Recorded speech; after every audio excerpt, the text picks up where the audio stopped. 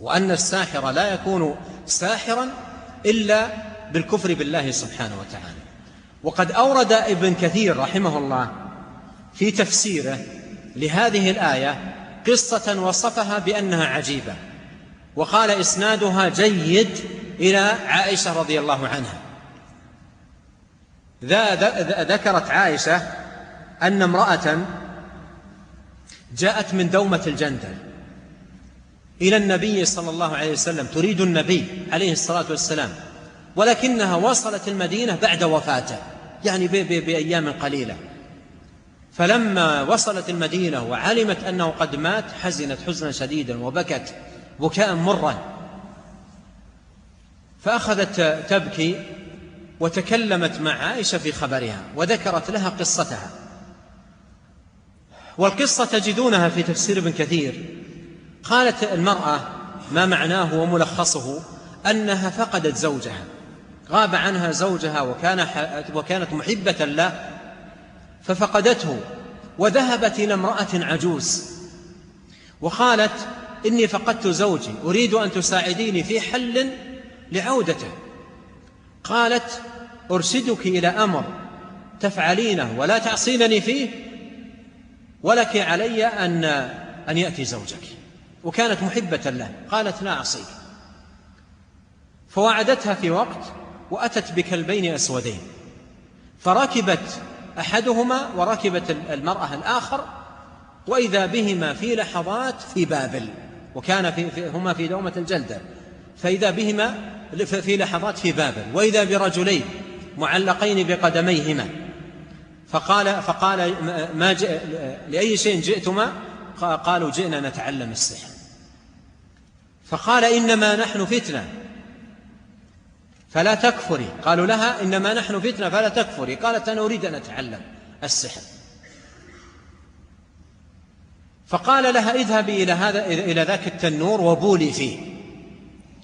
حدد لها تنور وأمراها بأن تبول فيه، فذهبت إلى التنور فاقشعرت ورجعت إليهما وقال لها بلتي فيه؟ قالت نعم.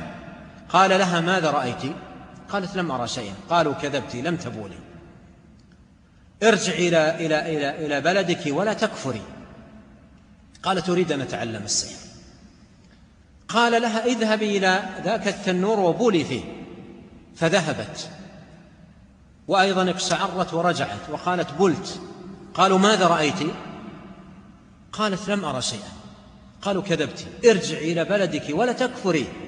ارجع إلى بلدك ولا تكفري. قالت أريد أن أتعلم السحر. تريد زوجها هي. حبها الشديد لزوجها أعماها وجعلها ملحة في البحث عن وسيلة لطلب زوجها. فلا تكفري. قالت أريد أن أتعلم السحر. قالوا اذهبي وبولي في التنور. فذهبت إلى التنور وبالت. ولما بالت في التنور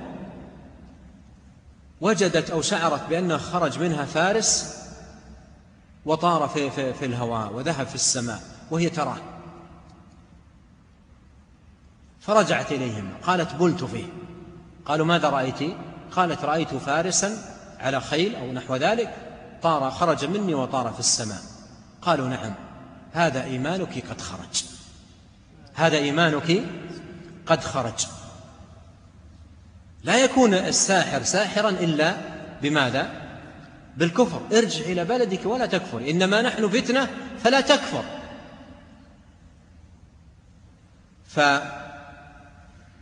فقالت للعجوز التي معها ما حصل لي شيئا. فقالت لها خذي هذا القمح ارميه. رمته. قالت لها قولي له انبت فنبت. قالت لها قولي له احقل فحقل. قالت له قولي له ايبس فيبس. قالت له قولي اطحن فطحن. قالت اخبز فخبز. وجدت أنها تأمر وترى أمامها يحصل الشيء الذي تريد.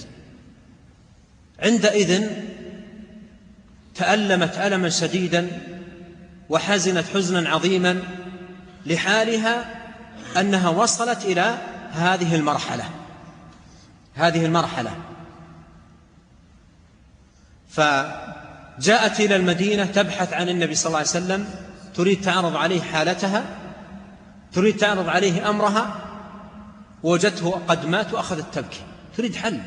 إيمانها مشى، خرج وأصبحت بهذه الحال، وبقيت في مصيبة انتزاع الإيمان وهي تريد إيمانها. فأخذت تستفتي الصحابة، كل ما استفتت واحدا منهم أحالها للآخر، أحالها للآخر، أخذوا يتدافعون أمرها، كل واحد يرسلها للثاني. قال ابن عباس أو بعض من عنده: إن كان لك أبوين أفتيتك، كأنه يريد أن يفتيها ببر الوالدين. سبحان الله، وأن بر الوالدين من القربات العظيمة المباركة التي يصلح بها حال الإنسان إذا عظم عناية بهذا الباب وتقرب إلى الله سبحانه وتعالى. قال: إن كان لك أبوين أفتيتك.